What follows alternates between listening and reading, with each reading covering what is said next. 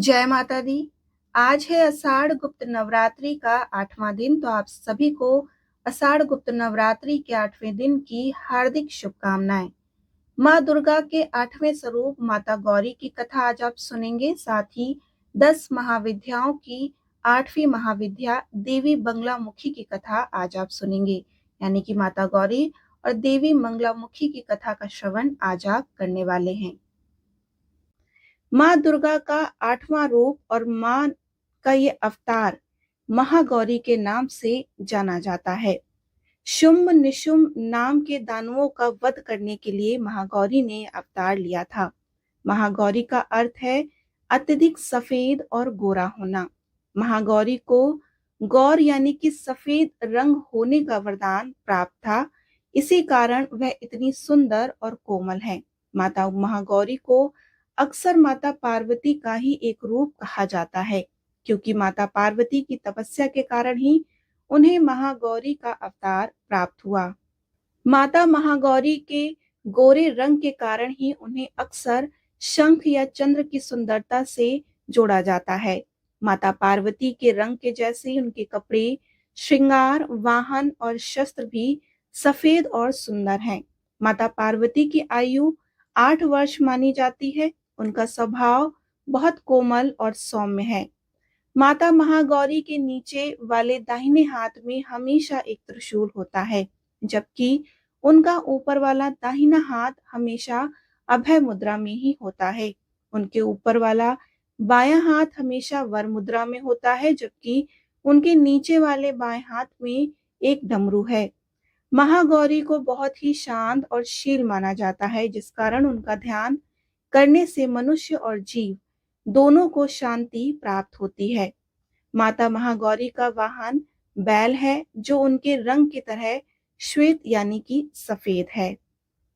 ऐसी मान्यता है कि एक दिन शिव जी ने ब्रह्मा जी के कहने पर माता पार्वती को उनके काले रंग के कारण बहुत चिढ़ाया और उन्हें परेशान कर दिया। तब माता पार्वती गुस्से में आ गईं और उन्होंने सफेद रंग पाने के लिए ब्रह्मा जी की घोर तपस्या करी।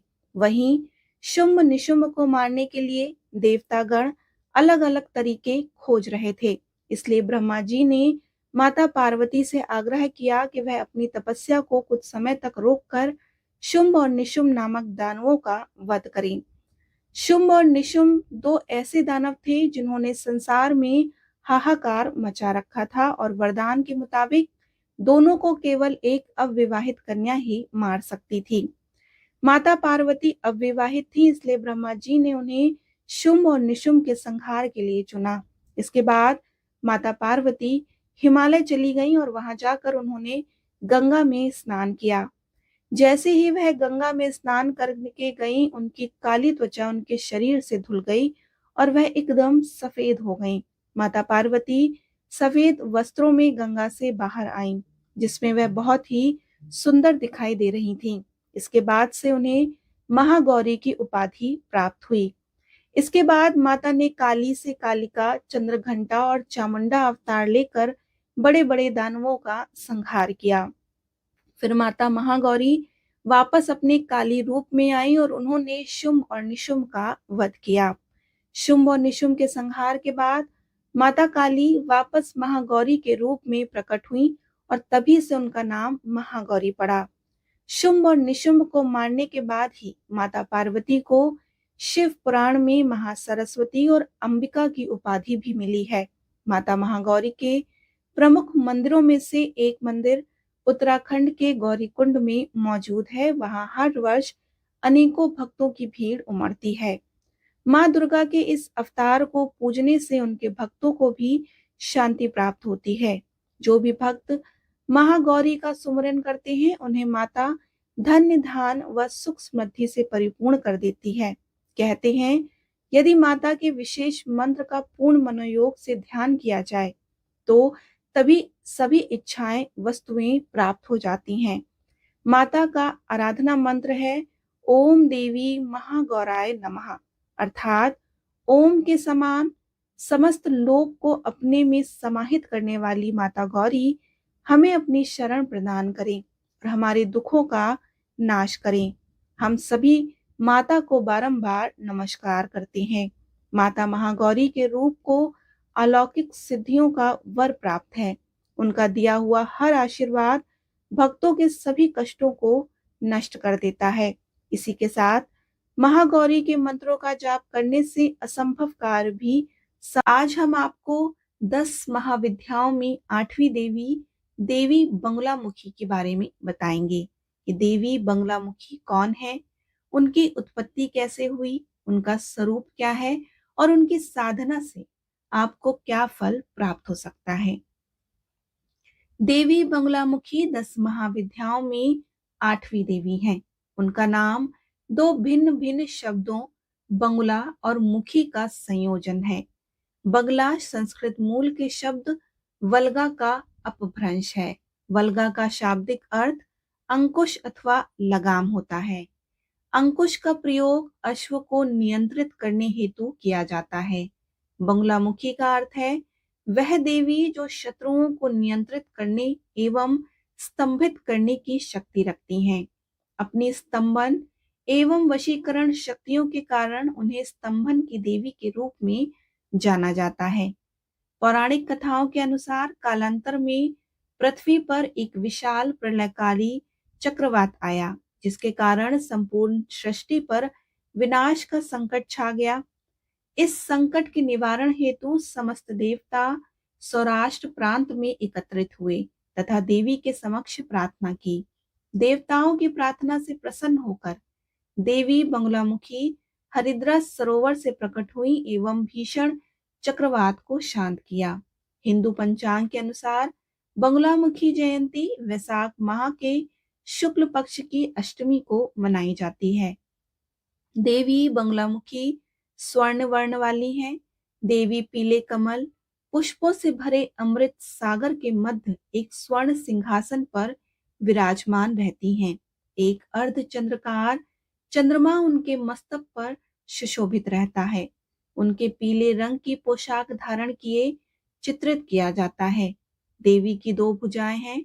माता बंगलामुखी को अपने दाहिने हाथ में गदा धारण किए तथा बाएं हाथ में एक दानव की जीभ पकड़कर उसे मारते हुए दर्शाया जाता है। देवी की यह छवि उनके स्तंभन स्वरूप को प्रदर्शित करती है। स्तंभन अर्थात शत्रुओं को शांतिपूर्वक स्तब्ध एवं परास्त करने की शक्ति। स्तंभन शक्ति उन दिव्य वरदानों में से एक है जिसे प्राप्त करने हेतु भक्तगण देवी बंगलामुखी की पूजा आराधना करते हैं। मां बंगलामुखी की पौराणिक कथा के अनुसार एक बार की बात है, सतयुग में महाविनाश उत्पन्न करने वाला ब्रह्मांडी तूफान उत्पन्न हुआ, जिससे कि संपूर्ण विश्व नष्ट होने लगा। इससे चारों ओर हाहाकार मच गया। संसार की रक्षा करना असंभव सा होने लगा। तब यह तूफान सब कुछ नष्ट भ्रष्ट करता हुआ आगे बढ़ता ही जा रहा था। इसे देखकर भगवान विष्णु जी चिंतित हो गए और इस विषय का कोई हल न पाकर वह भगवान शिव को स्मरण करने लगे। तब भगवान शिव जी ने कहा कि शक्ति रूप के अतिरिक्त अन्य कोई इस विनाश को रोक नहीं सकता, अतः आप उनकी ही शरण में जाएं। तब भगवान विष्णु ने हरिद्रा सरोवर के निकट पहुंचकर कठोर तप किया और भगवान विष्णु के तप से देवी शक्ति प्रकट हो गई और उनकी साधना से महात्रिपुर सुंदरी प्रसन्न हुई। सौराष्ट्र क्षेत्र की हरिद्रा झील में जल क्रीड़ा करती हुई महापिताम्बर स्वरूप में देवी के हृदय से दिव्य तेज उत्पन्न हुआ। इस तेज से ब्रह्मांडी तूफान थम गया। मंगल युक्त चतुर्दशी की अर्धरात्रि थी, जिससे देवी शक्ति का देवी बंगलामुखी के रूप में प्रादुर्भाव हुआ।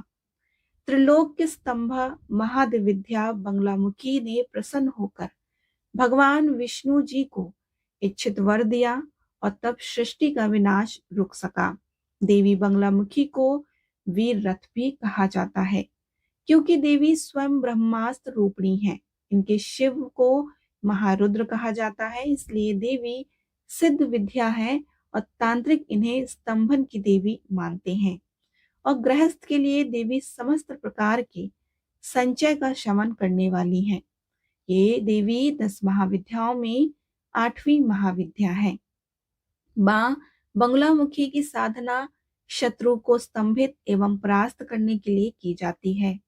न्यायिक विवादों में विजय एवं समस्त प्रकार की प्रतियोगिताओं में सफलता प्राप्त करने हेतु देवी की पूजा अर्चना की जाती है।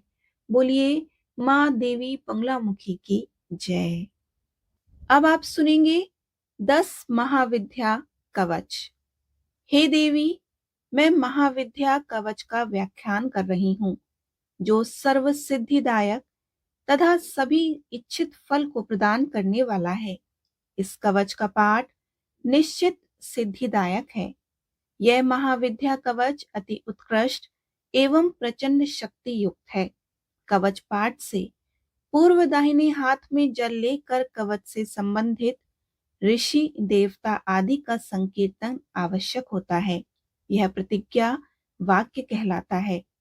इस महाविद्या कवच में सदाशिव ऋषि हैं, अनुष्ठुप छंद हैं और महाविद्या देवता हैं।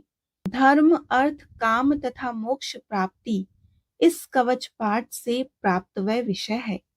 एम बीज अर्थात भगवती मातंगी मेरे सिर की, काम बीज क्लीम अर्थात भगवती काली हृदय की तथा रमय बीज श्रीम अर्थात भगवती महालक्ष्मी मेरी नाभि गुदय प्रदेश और पैरों की रक्षा करें।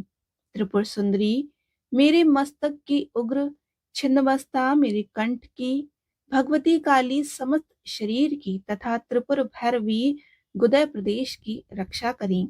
पूर्व दिशा में वाराही, दक्षिण में ब्रह्माणी, उत्तर में वैष्णवी, पश्चिम दिशा में चंद्राणी, पूर्व और दक्षिण का मध्य भाग अग्निकोण होता है, उसमें भगवती महेश्वरी मेरी रक्षा करें। दक्षिण और पश्चिम का मध्य नेतृत्व है, इसमें देवी कमला, पश्चिम और उत्तर का मध्य भाग वायव्य होता है, उसमें कुमारी, उत्तर और पूर्व का मध्य भाग ईशान दिशा है, उसमें महाशक्ति चामुंडा मेरी रक्षा करें। इस कवच को बिना जाने जो मनुष्य महाविद्या मंत्र को जपता है, उसे सहस्त्रों वर्षों में भी फल प्राप्त नहीं होता। बोलिए महाविद्या देवियों की जय।